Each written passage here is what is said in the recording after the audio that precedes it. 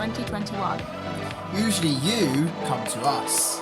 But this time around, we're bringing the Kimber experience to you!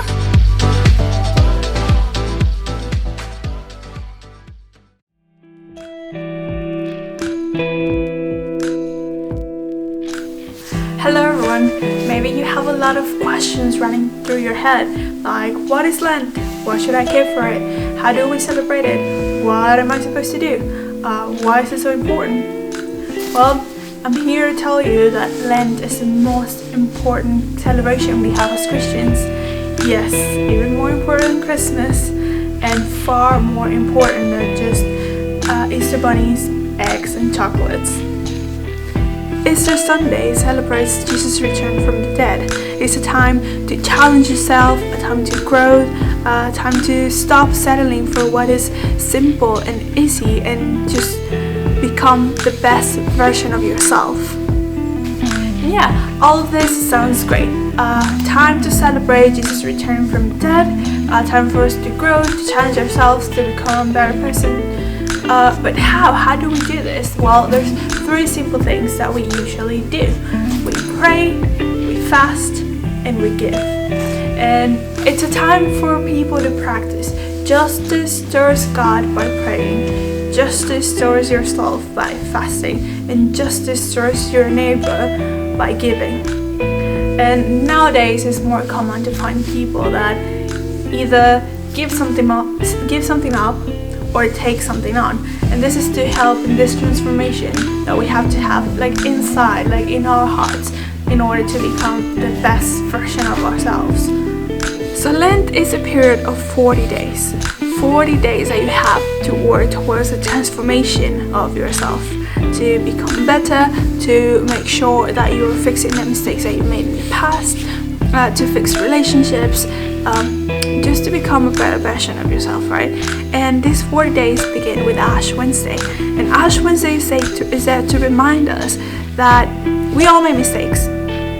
We are not meant to be on earth forever, and remind us that we're fragile. And it reminds us this by saying, remember that you're dust, and to dust you shall return. Genesis 3:19. So you see, once you realize that we're fragile, we make mistakes, and that we're not meant to stay here, then what other option is there than to just live your best life, to be the best you can be? And that's what Lent is all about. And you see, Lent has special colors and special symbolisms that now May is going to talk you through. So, what colours represent Ash Wednesday? Purple is the colour of the robes that are worn by priests at this time. The symbolism of the colour purple in this context represents penitence, remembrance, spiritual wealth, and royalty. Purple symbolises royalty and spiritual wealth because it was so expensive to get this type of dye that only rich people and rulers could afford it. So why purple? What are we remembering? At this time, we are remembering parts of Jesus' life. The Gospels for each Sunday cover the following Bible stories. Jesus in the desert being tempted by the devil. When Jesus spoke to Moses and Elijah on the mountain. When Jesus asked the Samaritan woman for water at the well. And when Jesus heals the man that was born blind. All of these stories are focusing on miracles which impact on people's faith and confirm Christ's majestic and life-saving identity. First, when Jesus rejects Satan's temptation in the wilderness, he claims his identity as Christ, the Son of God. Then, when Jesus talks on the mountain, the disciples are able to witness his divinity and are empowered to walk with Jesus. The woman at the well was told to repent and to sin no more, and to drink from the well of eternal life, which is his salvation. So their conversation means that her faith was renewed. her sins were forgiven, and we learn about the gift of eternity. The healing of the man born blind and the resurrection of Lazarus are miracles of compassion and physical evidence that Christ on earth is with us, and they teach people in their communities and those far away about the good news. What else are we remembering? Purple is the colour of remembrance and reminds us of mourning and the crucifixion. It helps us to remember and to reflect on the things that we have done and things that we want to say sorry for. It's a time to reflect on what we can do to become better versions of ourselves, and this all begins on Ash Wednesday. Ash Wednesday is the beginning of Lent and marks the start of a 40-day period of time leading up to Easter Sunday. On Ash Wednesday, Christians go to church and get a marking of the cross on their forehead in ash, which is made of the palms from last year's Easter Sunday, the Sunday that begins Holy Week, the week leading up to the crucifixion of Jesus. Getting a cross on your forehead is important for Christians because it symbolises our dedication to our faith, and it allows us to reflect on God creating us in His image from dust, and reminding us that to dust we shall return. We will return to God because of His sacrifice of Jesus. The ashes symbolise both death and repentance. During this period, Christians show repentance by mourning for their sins because they believe that Christ died for them. All of these symbolisms are great, but where did they come from? Alex is going to tell us the story of how it all began. Thanks, May. So, after Jesus' baptism, Jesus was led by the Spirit into the wilderness to be tempted by the devil. After fasting for 40 days and 40 nights, you can imagine that he was pretty hungry. The tempter came to him and said, "If you are the Son of God, then tell these stones to become bread." Jesus, trusting in his faith, answered, "It is written, man shall not live alone on bread, but on every word that comes from the mouth of God." Now, believing that he could tempt Jesus further, the devil took him to the holy city and made him stand at the highest point of the temple. "If you are the Son of God," he said, "throw yourself down, for it is written, He will command His angels concerning you, and they will lift you up in their hands, so that you will not strike your foot against a stone." Now this means that Jesus would be fully protected by God, even if he fell. But Jesus, trusting his Father, told him, "It is also written, do not put your Lord God to the test." Now, the devil felt that it was time for his last test, for if he could not tempt Jesus now, then he would not be able to tempt him at all. So, once again, the devil took him to a very high mountain, and he showed him all the kingdoms of the world in all of their glory. He said to Jesus, "All of this I will give you, only if you bow down and worship me." Jesus said to him, "Away from me, Satan, for it is written, worship the Lord your God and serve him only." The devil, knowing that he was defeated, left Jesus, and the angels came and attended to him. This is the story of Jesus being tempted in the wilderness. It was him solidifying his identity as the Son of God. He knew the ultimate truth, that God was the Father, and that he was his Son, and that he could place all of his trust in God. Now, he didn't need an easy way out or to prove himself, because he was secure with his identity. He knew who he was, and he knew what he believed in, and he knew that the future salvation for his people was coming. So he spent 40 days resisting temptation, and he kept to his beliefs with the strength of God.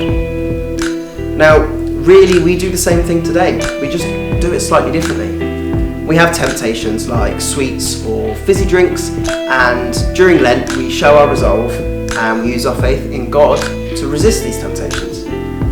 Through resisting these temptations, we're strengthening our faith and reminding ourselves that salvation is there for all of us. We replicate the temptation that Jesus went through, and we show solidarity, trust and belief in God.